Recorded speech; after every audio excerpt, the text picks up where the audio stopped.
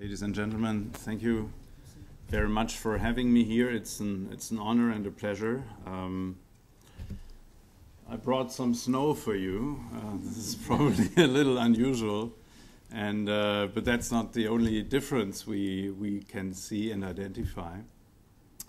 But I think what I want to talk about is similarities. What we have all in common, and business angels are people. It's not really a hard definition. That are movers, that are shakers, that are entrepreneurs, that are people who engage themselves and who want to move things. In the end, they want to make business, right? And they're seeking for opportunities. And I guess we all learned doing this alone is a very lonely situation. And it's very good to open up a panel discussion, to arrange for a conference like this, and to exchange thoughts and ideas and experiences and best practice. I will talk a little bit about what Mountain Group does as a group and how we started and how it grew over the last couple of years and where we want to take this. But please feel free to ask me all kinds of questions. That's, I guess, what I'm here for. So I'll just walk you through a little bit. I think this is a very typical picture that we see, and what you have to understand in our crazy world, it's all about cycles, and it's very much about the right timing. The founder of Mountain Partners, Dr. Bursch, he started off as an entrepreneur, and he had a big IPO with ACG Group, which was sold very much before the crash of the IT bubble. For about €1 billion. So it was one of the largest IPOs we had on the new market in Germany. Following that, he had a couple of other good investments. He always said, you know, I sold many of those too much, and the amount of deals that I neglected doing is so much higher. The Hall of Fame of deals that I could have done is so much higher than the ones I actually did. In the end, it turned out well, and what we see here is a clear anti-cyclical behavior. So one or the other of you will remember in 2001, everyone thought, okay, that's it, the internet is dead, that's it. Nothing will ever come out of this. That was about the time when we started to invest again, and had a couple of nice exits in 2006. The biggest one was SmartTrack, a company that does all the electronic passports. Today it's based in Thailand with about 3,000 employees. And the same thing happened after 2006, 2007, 2008, the start of the crisis. Of course, it was difficult. What we did is we expanded from the German-speaking countries where we originally were, and moved to China with our first fund, Taishan. What we did there is, and we have been to China, and we have all been making bad experiences with copying of things. What we then did is we took working internet models that we understood are really expanding well, and we kind of moved them together with a local partner, which is very important. You need a good, reliable, and trustworthy local partner to that region. So we kind of doubled the growth scales of one internet, and second, the dynamics of the Chinese market. And it turned out to be a great success story. Understanding that, replicating that, we took another decision and invested a lot of time and money to travel to the Middle East because we thought that's a smart idea. It turned out to be a slow idea, first and foremost. We had to go there, I think, about 200 times to create a trust level with some of the important families and sheikhs in the area. Today we have some shareholders from the area, but it was a very lengthy and slow process. Recently we started to do the same idea that we had successfully implemented in China, also in Brazil. We're in negotiations with India. And we just now, 2 days ago, had a newsletter announcement that we also start a fund with the State Fund of Dubai in the Middle East.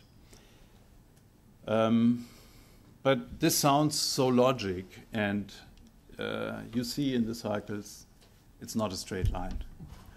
And I can tell you there were some ripple effects.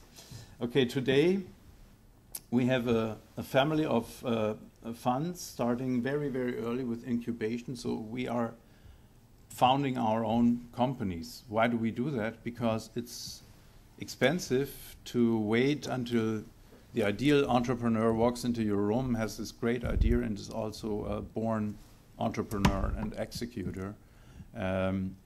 We have the feeling it's very important to set the things up in the right way. So we have in Berlin, which is right now the hotspot of the internet space, old houses, you know, that we rent very cheap. And we don't provide just office space, we provide know-how, how to start up things. It's something we're really very intrigued about, we're very enthusiastic about, because it can really help to accelerate things and put them, so to say, on the ramp of growth. We do a lot of things in the internet and e-commerce space. That's what we really believe we understand. The other thing we do is clean tech, but only in the later stage area. And we have a company, it's to the right, Identif, that we founded 4 years ago.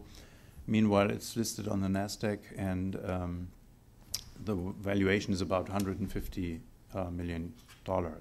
They're doing everything that is concerned with security and identification. My role and my responsibility is basically at the very right, a deal platform that we created because we have a very vast network of wealthy individuals who we invite to co-invest into either our deals or also foreign deals. And I will show you the concept a little later. So what is this all about? It's all about diversification, about sectors, about regions, and it's about partnership. You cannot do this on your own, in particular if you go to a foreign country. When we want to invest here in Portugal, we would not try to come here and try things on our own. You know, we would make all the mistakes that we could avoid if we would enter into a partnership. I think we have some problem here with the display, but it's important to understand we have one layer of holding company. We have basically asset management and corporate finance as two functional divisions, and under that we have a couple of regionally split companies. Large portfolio, too many companies, but some of them are stars. We had, I understand you had a very good IPO yesterday at the New York Stock Exchange. That's very good, congratulations. We had one in we had one in November of last year. It's not a company that we founded, it's a company that we helped to readjust their business model, American-based enterprise in the media sector. And then there's a lot of smaller and other things. I just want to point out one or two.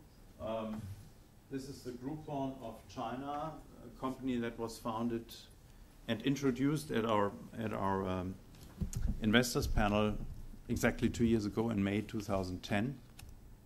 Valuation at that point in time was 3 million. Today we talk about 1 billion. Absolutely crazy, mind-boggling situation. Nothing you can plan for, nothing we have foreseen. But sometimes, if things are right, you can have such a situation. Of course, we also have failures and write-offs, and it's important to mention that. We had a couple of successful exits.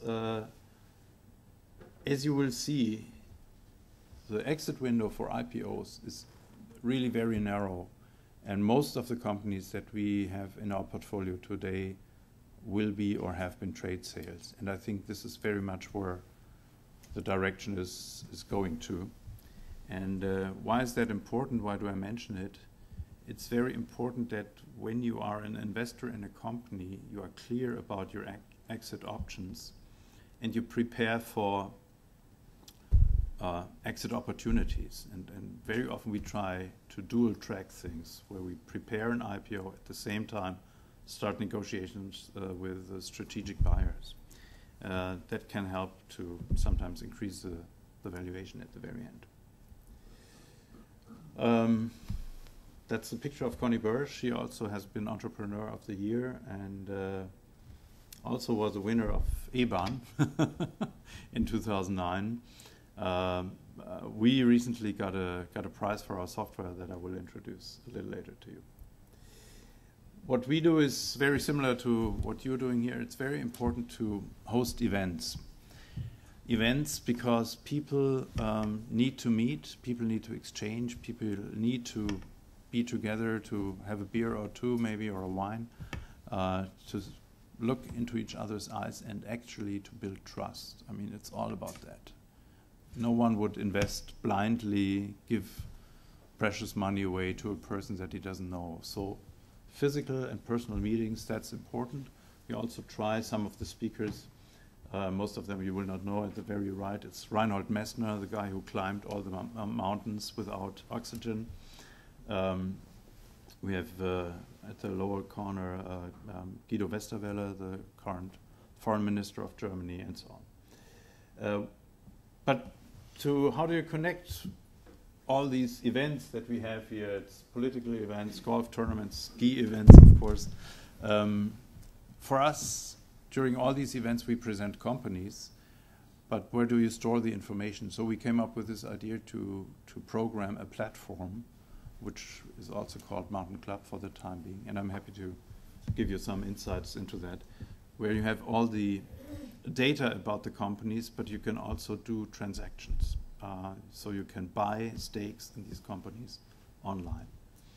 We believe and hope that will be a tool that allows also to facilitate international co-investments between individual angels and angel organizations. I will go over this. We have a board. What you see, without going into any details, it's quite international, of course. As I mentioned, we have local partners, so people from China and people from the Middle East are on board.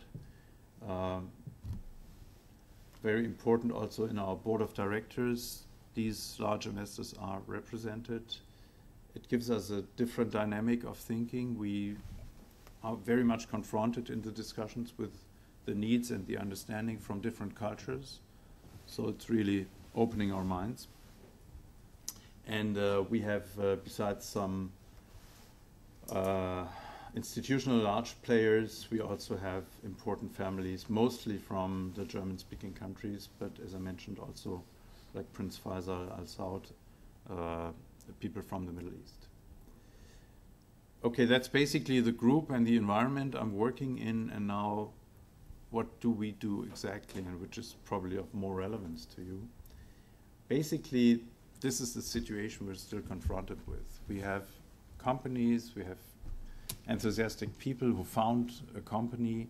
They get initial funding maybe from the university or an incubator, and then they end up in the gap in the valley of death because venture capital, like we used to know it, moved up the food chain to very much later situations. So how do you overcome this gap? How do you cross this valley of death?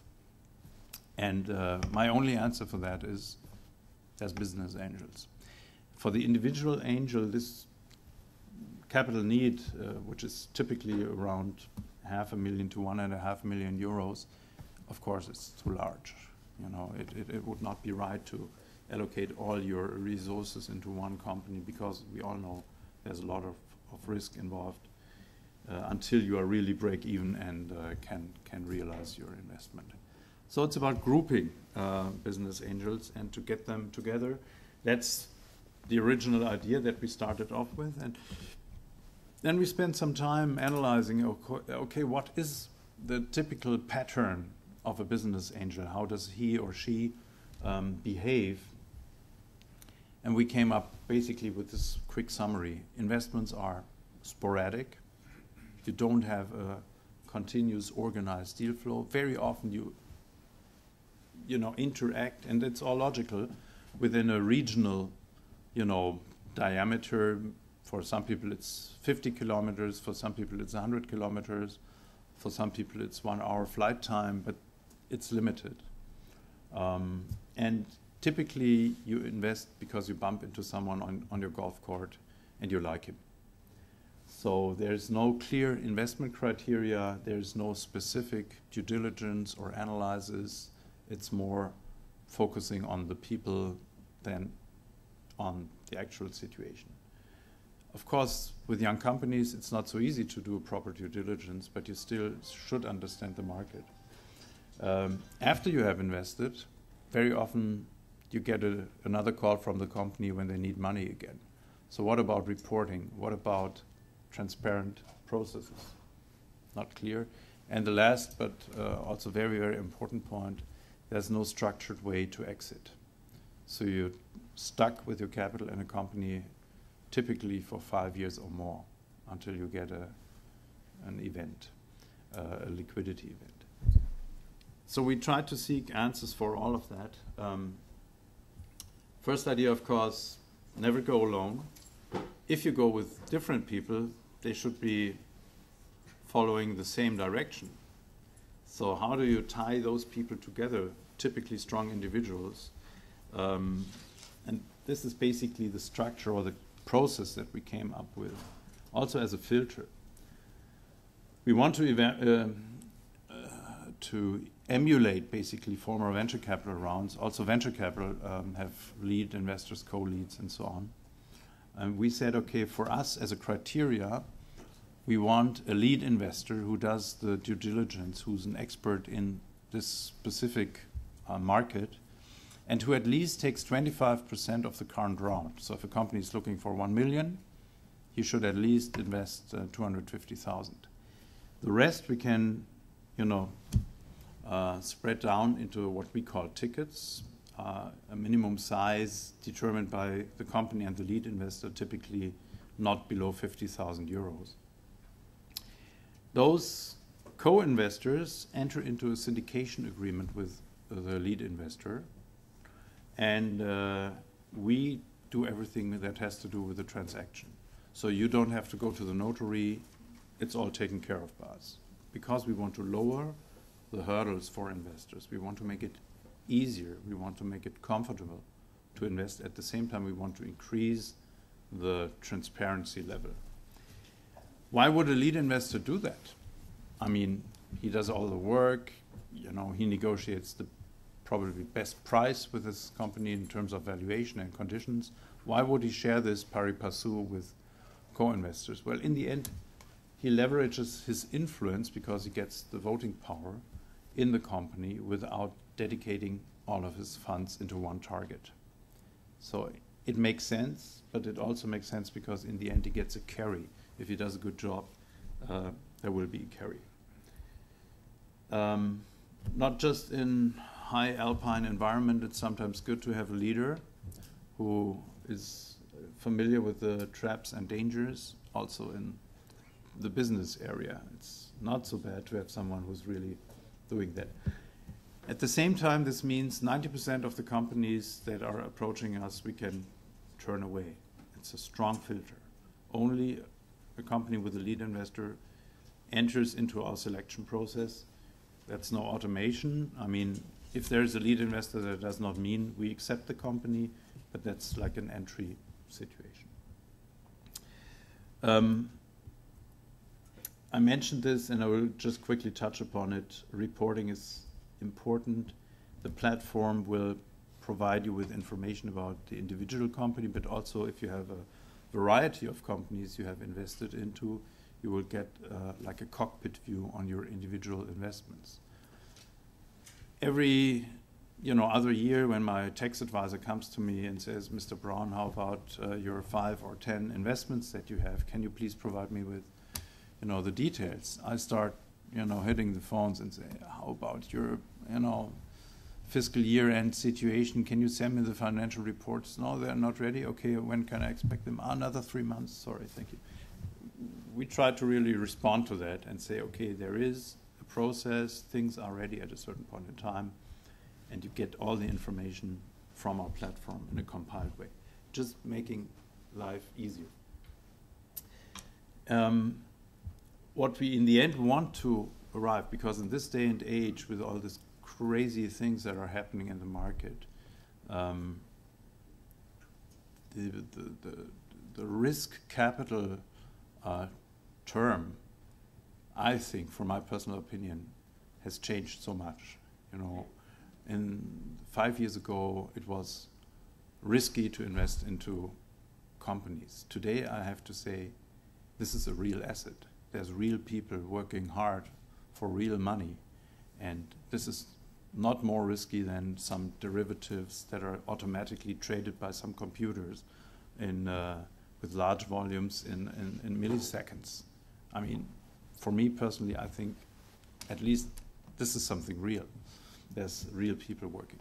At the same point in time, you don't want to put all your eggs in one basket, so you want to diversify. How can you diversify if you're not an expert in, say, med tech?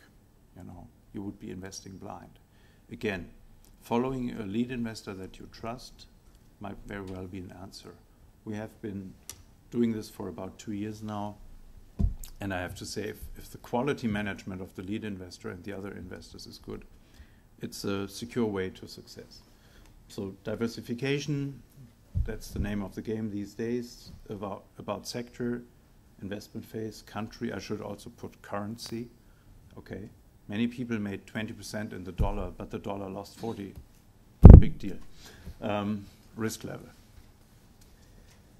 This is what we did starting in May 2010. So since about 2 years, we raised more than 70 million euro for about in the 24 deals. By now it's a little more.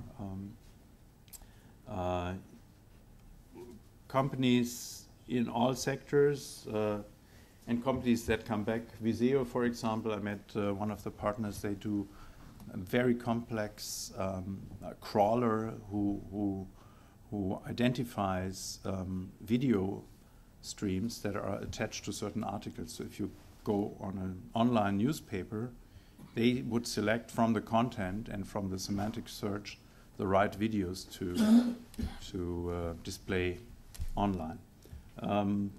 Cool stuff, I really have to say. Identiv, they do the readers for your identification tags. Diagnosis, they have a certain decoding in the medtech area. Solar, that speaks for itself. Slide Presenter is a software. So a broad range. SecuSmart is a secure phone that cannot be tapped. So now no one can listen in to that. I think most of our government is using that technology to make sure no one's listening into the conversations. That was the company I mentioned from China, just to make sure. There's sometimes a situation that you cannot plan for. And what I mentioned earlier is this combination of online and offline. Direct meetings of people, but then an efficient process behind. So we try to respond to all the points that we identified in the beginning. We now have a regular deal flow that is organized. It's a quality managed deal flow. It's supranatural. It's not just one country or one currency. Always has a lead investor. We can offer our members investments in all sectors that they're looking for, because we always can identify the right experts. We have always specific analysis, so we can display the due diligence information on our platform. And if we have internet access, I can give you a quick look and feel. We always have a professional reporting, and of course, and that's probably the most important thing, because of an experienced lead investor, exit is, even before investment starts, on the map and will be followed in a structured way. With all these points, the likelihood that you will not just give your money away and start to pray and hope that something will sometimes come back we could increase the level of success for these companies quite substantially. And from the companies that we've shown until now, it's not over yet, we have not exited all of them, but until now we have not lost one single investment. And I think that is important for business angels, because we want to approach more people, to encourage more people to putting money into what is the best thing, our youth, our intelligent people who are coming from the university. And just 2 days ago, I've been to Hamburg, visiting an incubator there. And those kids, you know, they're 22, 24, 27 years old, and they do stuff where I just say, and I'm a rocket scientist, by the way, wow, cool. I hardly don't understand what it really is they're doing, you know. I mean, search engine optimization, right and left, and they really are cool. So I think it's important to understand that we, as successful, you know, a little more wealthy people in our generation, invest in our own country, in our own talents, and by that help to fertilize the growth of our economy. Just some snapshots here from the platform. Simple process. You become a member, you log in with a password. If you're a member, meaning you have non-disclosure situation signed, you get to see all the deals that are currently on. You see how much has been subscribed in a deal. You can online subscribe for a ticket, so you can now complete this round. The contract comes out automatically. You see all the documentation and videos and brochures and what you have about the company, including our contracts. So it's like an electronic data room. And after investment, you get all the news flow, the investor relations that there is.